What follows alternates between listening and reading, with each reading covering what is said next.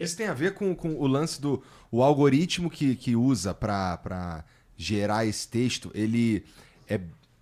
Dá pra dizer que ele é o mesmo lá dos anos 60 com a adição da tecnologia do Transformer? Dá. Na verdade, dá. Então, já que você tocou nisso, o que acontece? Aí acho que vale a pena dar um pequeno resuminho. Eu vou tentar resumir. Tá. Vou tentar, eu juro que eu vou tentar. Não precisa não, vai lá, vai do teu jeito aí. Não, vai. mas é porque assim, qual que é o meu problema com o hype que tem hoje de IA? O hype, toda vez que você tem um overhype e as expectativas são muito altas e você frustra essas expectativas, você perde o interesse drástico, é um crash. É um grande crash que acontece. A gente já viu grandes crashes acontecendo na história. Por exemplo, o crash da bolha da internet. Houve um overhype de tudo que a internet poderia fazer, o dinheiro que ela poderia trazer. E, de fato, a internet a tecnologia é boa. E esse que é o problema. A tecnologia é boa. Só que não faz tudo isso que você está falando que vai fazer. Aí não fez. Quebrou o mercado, a gente ficou um período no que a gente pode chamar de um inverno, o inverno da internet, até voltar a Facebook e tudo mais, uns 5 anos depois. 5, quase 10 anos depois. Então a gente teve uma renascença nos anos 2010. Então quando surgiu a Netflix, quando surgiu o Airbnb, todos aqueles ícones que estão na sua primeira página de celular nasceram a partir dos anos 2010. Ou seja, levou 10 anos para a gente voltar aos nossos pés de novo. Aí o que todo mundo não sabe, aí por causa disso a história, IA também já teve uma bolha, ela já estourou e a gente já passou por um inverno de IA. Isso já aconteceu, ninguém nem lembra mais disso, e esse é exatamente o grande ponto, porque nos anos 70, se não me engano, a gente teve o AI Winter. Então, o que aconteceu? Qual foi o grande problema? A história começa nos anos 40.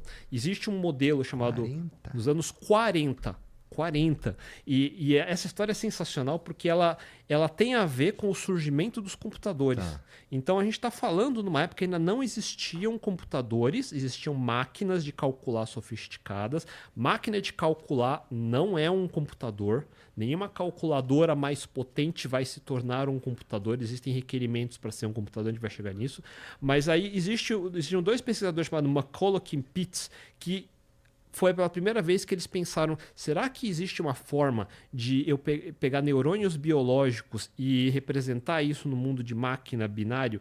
E aí eles saíram com a ideia de nêurons artificiais. Então era um modelo muito simples, que basicamente é uma funçãozinha que dá de 0 ou 1. Da mesma forma como o neurônio ativa ou não ativa a eletricidade do nosso cérebro.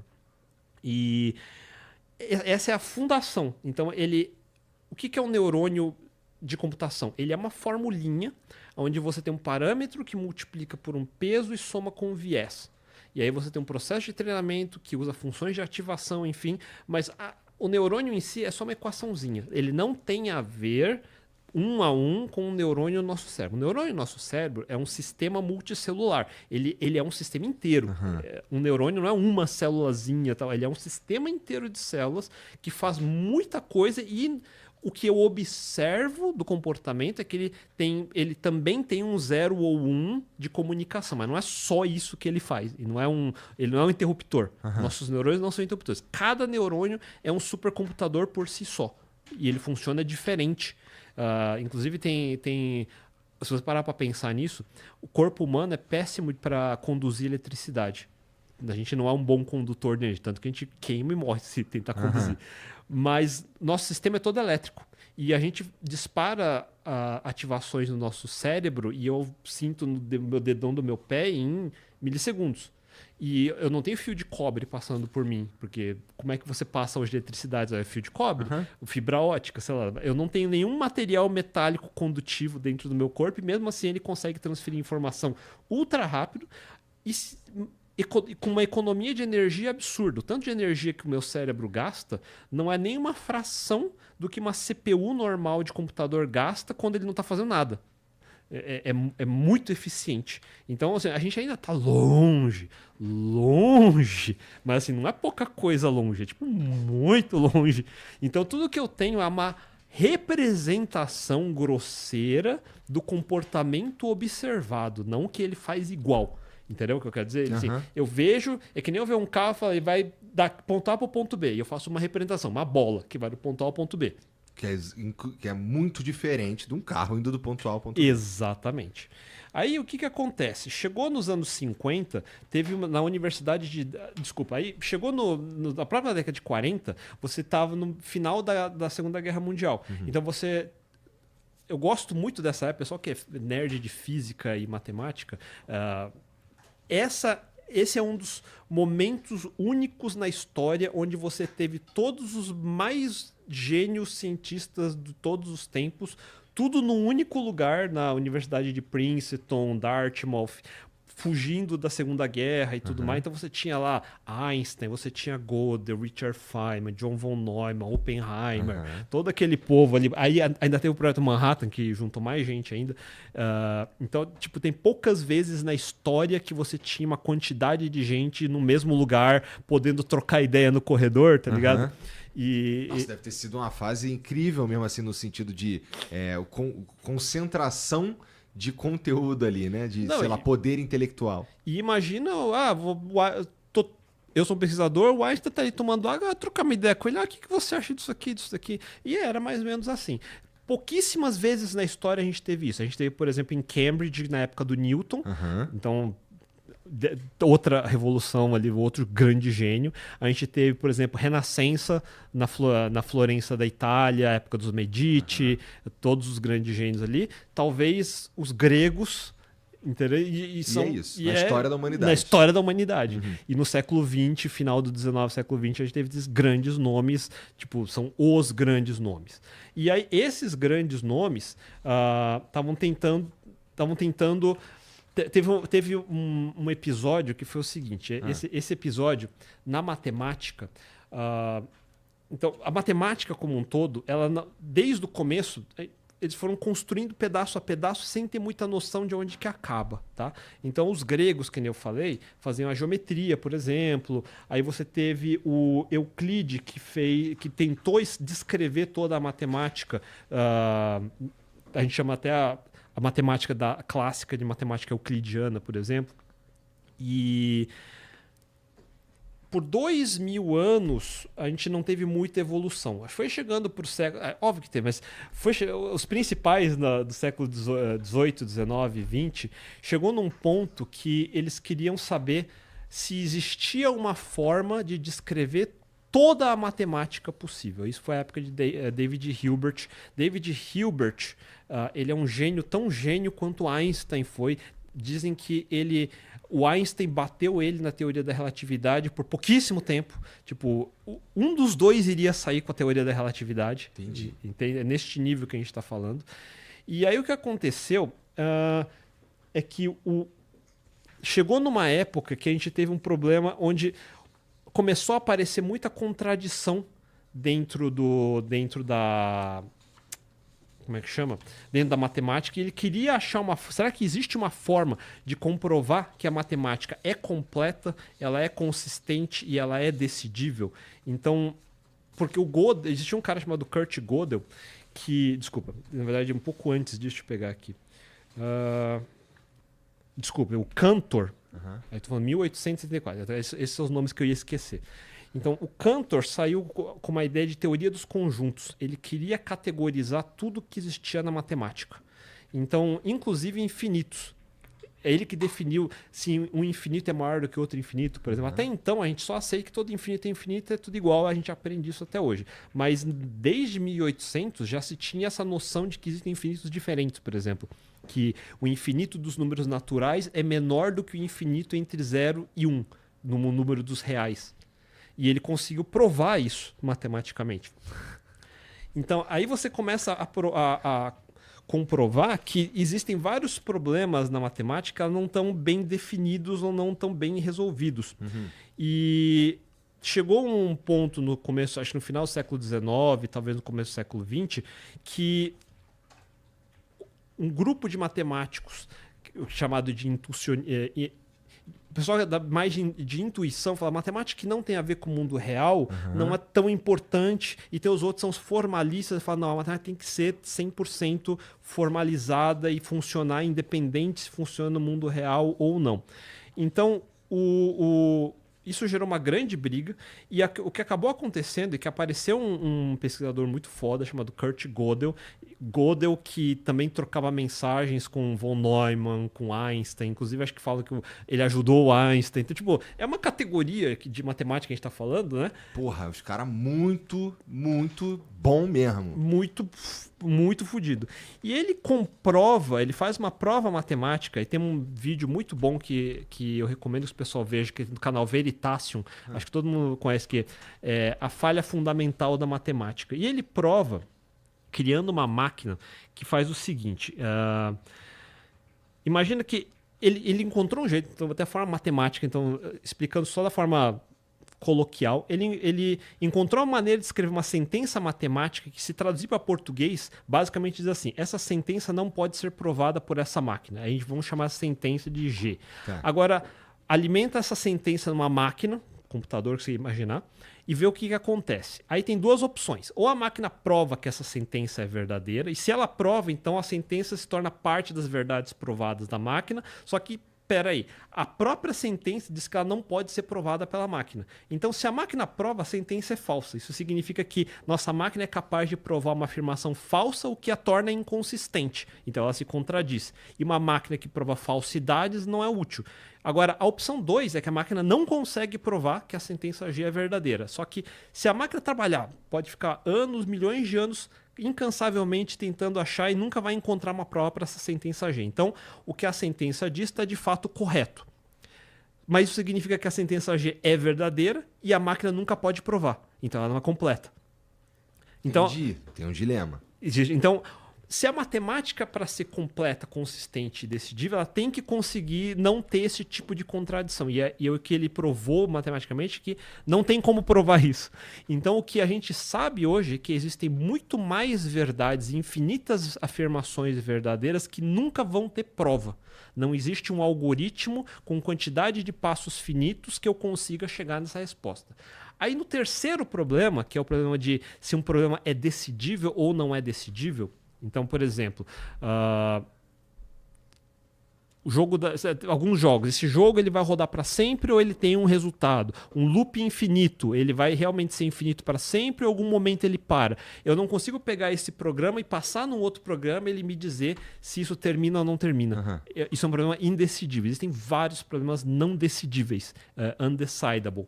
E a parte interessante é que quem provou que existiam dois pesquisadores que independentemente conseguiram provar que, além do Gödel provar que é não completa e não consistente, dois provaram que não são, existem problemas não decidíveis. Um deles foi Alan Turing, então mais famoso de todos, todo mundo viu o filme, Cumberbatch sensacional no filme. Foi daquele jeito mesmo. Jogo da imitação. Jogo da imitação. O filme ele pega a partir do ponto onde acho que ele volta para Inglaterra para ajudar na... Só que antes ele destruiu a matemática. Então... ele escreveu o paper, foi para a Europa, e esse paper, para provar que a matemática não é decidível, ele inventa o computador. Então, o computador ele é um instrumento só para comprovar a não decidibilidade, não sei a palavra, do problema de Hilbert, para jogar linha nessa fogueira. E aí o computador de Turing é um computador universal que ele demonstra como... o que a gente chama de máquina de Turing é um programa, o que a gente chama hoje de programa. Para ele, tudo é uma fita que tem uma cabeça que vai lendo, e essa fita vai dizendo se ele vai ler para frente, ler para trás, para, não para, acumula um valor, não acumula. Então, é uma máquina muito simples, mas que ela tem todas as instruções que você precisa para qualquer tipo de programa. E o programa em si, ele fica nessa fita, que é um númerozão. E é como todo programa funciona. Se eu pegar um código e eu gravar, o que está gravado ali é um númerozão. É basicamente isso. E uma máquina universal de Turing é uma máquina ideal, um computador ideal. Então ele já definiu o que é um computador ideal nesse paper. E ele define que esse computador ideal... Por que ele é ideal? Porque ele pode ter uma fita infinita. E eu tenho tempo infinito de processamento. Ele não está preocupado se é rápido, se não é rápido. Ele está preocupado com a capacidade dela. Então se eu tiver uma fita infinita nesta máquina universal, é a máquina perfeita. E essa máquina perfeita é incapaz de... ser uma máquina... Ela comprova que não dá para ter todos os problemas da matemática resolvidos no computador. Então, assim, existe uma categoria infinita de problemas da matemática e do mundo como um todo que um computador é incapaz de resolver. Essa é a definição de um computador. Um computador ele é capaz de resolver problemas de números computáveis. Então, esse é o primeiro limite. Existe uma infinidade de números não computáveis. Eu nunca vou conseguir calcular neles. Exemplo disso são números irracionais. Hoje eu consigo pegar π, do 3.14, 15, etc. Existe um algoritmo de passos finitos que eu consigo ir calculando cada dígito infinitamente se eu quiser. Existe uma infinidade de outros números que não tem como fazer isso. Então, vai ser indefinido para sempre. Então, o computador, pela origem, ela nasce limitada aos tipos de problemas que ela pode resolver. A matemática que a gente pode pensar que poderia responder um dia todos os problemas, também é incapaz de resolver todos os problemas. Então a verdade é que existe uma categoria infinita de problemas que nunca vão ter prova. Caramba, pra mim isso é uma puta novidade, sim, de verdade. Eu achava que a matemática era uma das coisas perfeitas que existe. É o que David Hilbert gostaria que fosse, e no século XX a gente colocou um prego no caixão, e aí o engraçado é pensar que a invenção do computador, ele botou esse prego no caixão. Independente disso, óbvio que um computador é extremamente útil. Então uma calculadora é extremamente útil. Né? Eu não preciso nem ir muito longe. Então, mesmo sendo... A gente fala isso na forma abstrata porque a expectativa é muito alta. Tudo vai ser resolvido com este instrumento chamado matemática, ou este instrumento chamado computação. Eu falo, cara, desculpa, tem uma série infinita de problemas que eu nunca vou conseguir resolver e vai ser assim mesmo.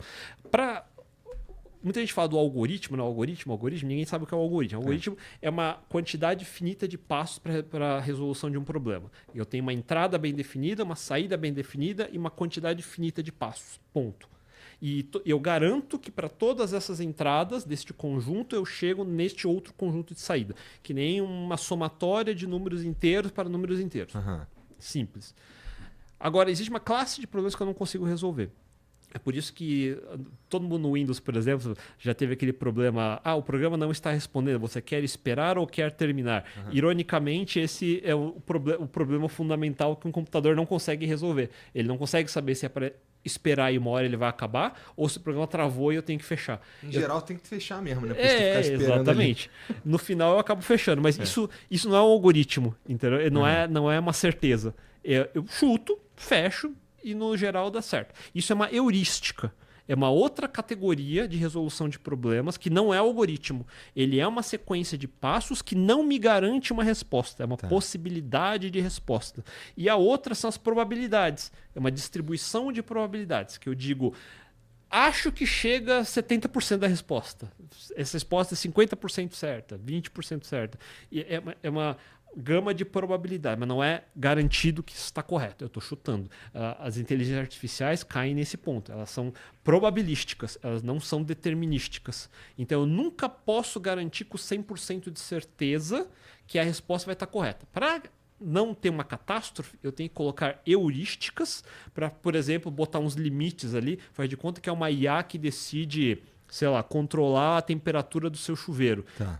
Ele resolve alucinar, uma probabilidade errada aparece na temperatura 80 graus e ele resolve botar 80 graus. Aí você bota um monitoramento que fala, cara, nunca passe de 40, sabe? Uma coisa do tipo. Entendi. Mas aí não é que ele está acertando, é que ele está errando e eu estou capando ele. Entendeu? Entendi. Então é assim que funciona hoje em dia. Uma IA, eu fico toda hora capando ela, porque ela pode ir para qualquer direção, porque não é garantido, não é um algoritmo. Entendeu? Por isso que quando a gente vai interagir com o ChatGPT, por exemplo, ou qualquer outra, como Claude e tudo mais, é muito importante que... E assim, eu tô falando do nível mais básico aqui, do usuário mesmo, o cara que baixou lá no celular dele lá, Inclusive, o ChatGPT é o aplicativo mais baixado da Apple Store faz um tempo, inclusive. Mas assim, o ponto é que é por isso que quando eu vou interagir com o ChatGPT, eu tenho que limitar ao máximo o campo de atuação para eu ter uma resposta próxima da que eu espero. Né? Então, isso significa que eu tenho que ficar bom em pedir, né? Basicamente, sim. Inclusive, até isso você me lembrou o problema que teve. Lembra quando saiu, acho que o ChatGPT, eu acho que foi a versão 4, que ele começou a ficar conversacional demais. E começa até a falar: oi, e aí, tudo bem? Chatão. Você pegou essa. Acho que eles diminuíram isso. Eu pedi pra. Lá no aplicativo do ChatGPT tem como dar uma personalizada. Isso. Eu pedi pra ele parar com esse papinho. Assim, ó, quando for me responder aqui, não vem com esses papinhos, não. Exatamente. Aí o que acontece é que ele é um gerador de texto, tá? O ChatGPT, todos eles são geradores de texto. Então a primeira versão é você fazer o seguinte, é pegar todo o corpo de texto que você tem disponível e você ficar calculando a matriz de probabilidade de cada palavra para cada palavra. É uma força bruta. Então eu pego aqui um texto, por exemplo, sei lá, aquela frase, sua empolgação com IA. Então ele vai falar, só com essa frase sendo inicial, a probabilidade de empolgação vir depois de sua é 100%. Aí quando vier a próxima frase que tem esse sua, ele fala, não é mais 100%, é 90%. E ele vai ter que fazer isso de toda palavra para toda palavra. Não é nem palavra, são tokens. Tokens é uma quebra dessas palavras. A gente, em linguística, que o pessoal vai ver muito isso, que não é sílaba exatamente, mas você quebra em uma coisa chamada grams. Aí não precisa entrar no... Pensa como se fosse sílaba, entre aspas. Então é como a probabilidade da próxima sílaba dentro do que você digitou. Então o seu prompt... Ele é um texto que tem que ser completado. A primeira versão é você pegar esse dicionáriozão que eu juntei matriz com matriz e aí pegar o seu texto, ver qual foi a última palavra que você digitou e ver nesse dicionário qual a próxima, certo? Esse é o jeito que as primeiras versões de autocomplete funcionavam. Por isso que era uma droga, porque nunca vai acertar, porque... Só porque eu escrevi sua o quê? Baseado em quê que ele está me dizendo? Mas na probabilidade essa palavra aparece mais. Mas na minha frase não, sabe? Agora, o que mudou, e isso foi na evolução das IAs, então, lá no começo, na época dos anos 50, quando já tinha os primeiros computadores, final dos anos 50, já tinha essa ideia de nêuron, você já tinha...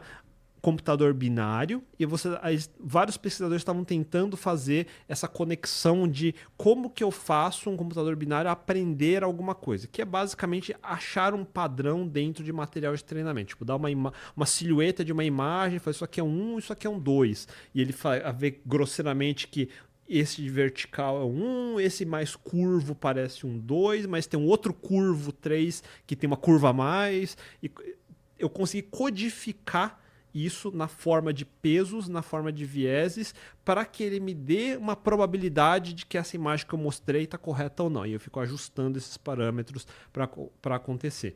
Aí o que aconteceu é que nos anos 50, a gente aí voltando para a história até para chegar nesse ponto, é que nos anos 50, então eu já tinha a ideia do nêuron, que veio nos anos 40, eu já tinha a ideia de computador tentando ser inteligente. O próprio Alan Turing, ele tem papers sobre inteligência artificial. Então, o próprio pai da computação não só inventou o computador, mas ele também começou os primeiros papers de IA. Mas ele chamava de inteligência artificial? Já chamava de sistemas inteligentes.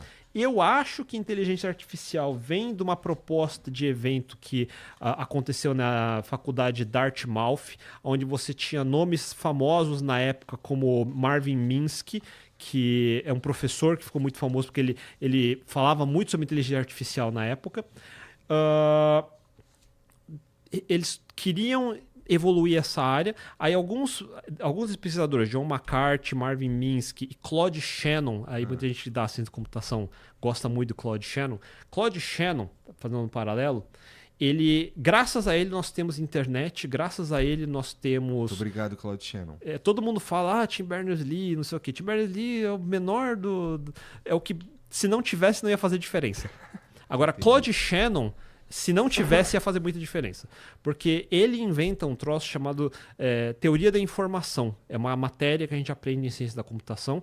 E como que eu faço para converter informações, palavras, por exemplo, em binário. Esse binário, como que eu converto isso em sinais para transferir em ondas de rádio, por exemplo, ou em cabo de Ethernet.